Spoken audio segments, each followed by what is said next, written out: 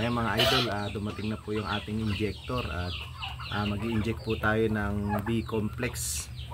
Dahil po konti na lang tong ating B-complex, yung mga batang kambing na lang po ang ating injectionan. Tapos yung mga inahin po natin ay ADE naman po ang ating injection. At medyo malaki po itong needle ng ating automatic injector. Medyo hindi na po natin isasagad at kawawa naman po yung ating mga kambing. Ayan.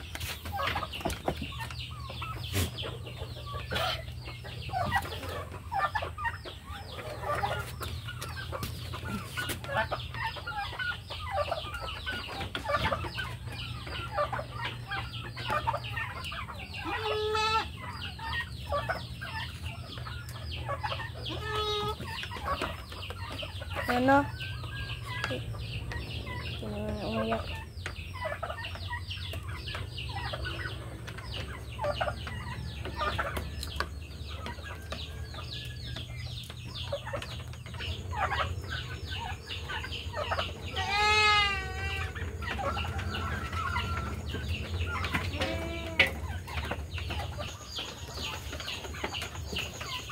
Saan yung white na isa? Yung white. Eh, nata, oh. LMB. White.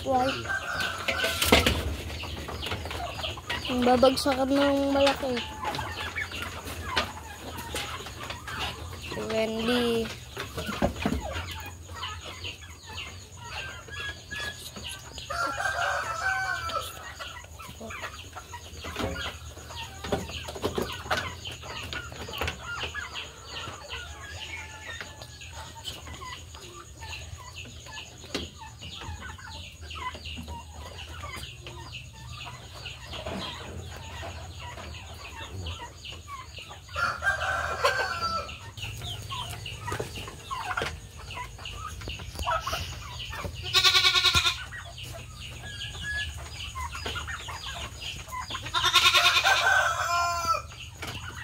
Kikita yung kamay ko.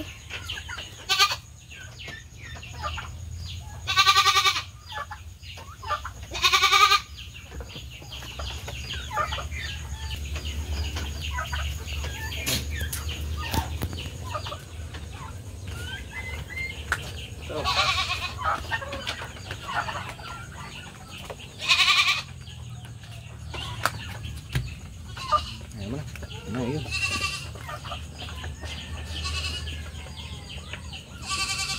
Tama na muna.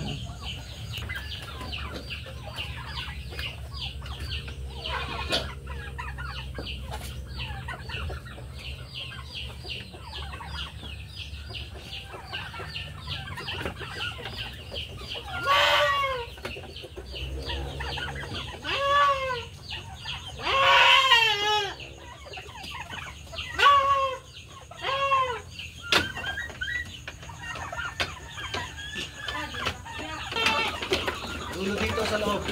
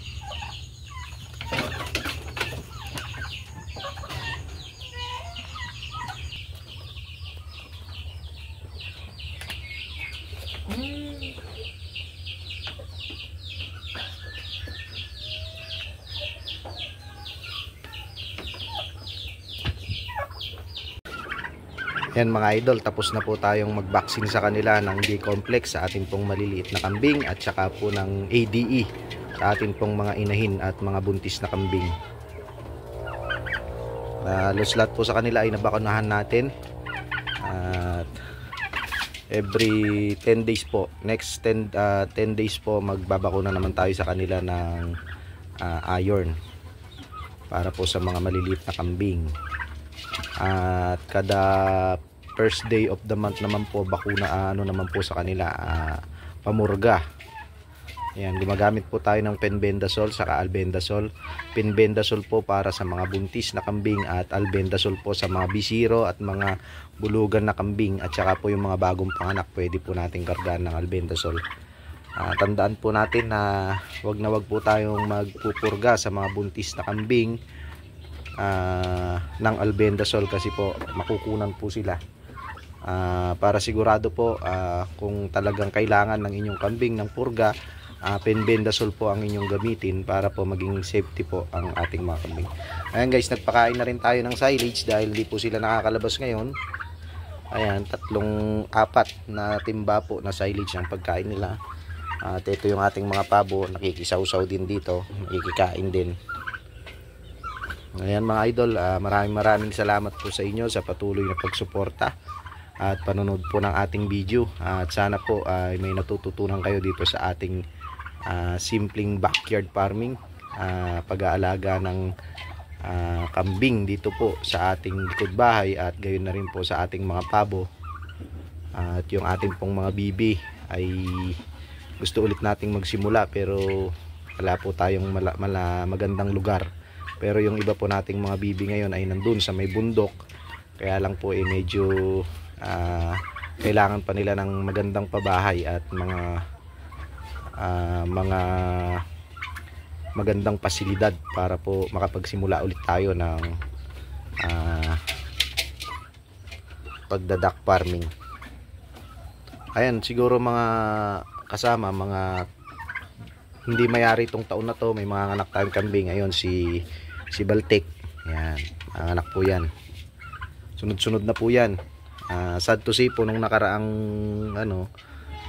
buwan nakunan po yun, si Creamy, yung sa gawing dulo. Gawa po ng sunod-sunod na pag-ulan at napakahirap po ng pagkain nila.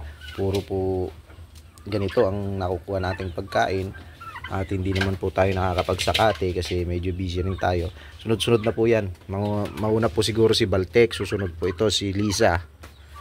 Ayan, sila po ang mga hinihintay natin na mga anak. At hanggang dito na lamang po ang ating video. At maraming salamat po sa inyong lahat at happy farming po. Yan mga idol, paalam na po.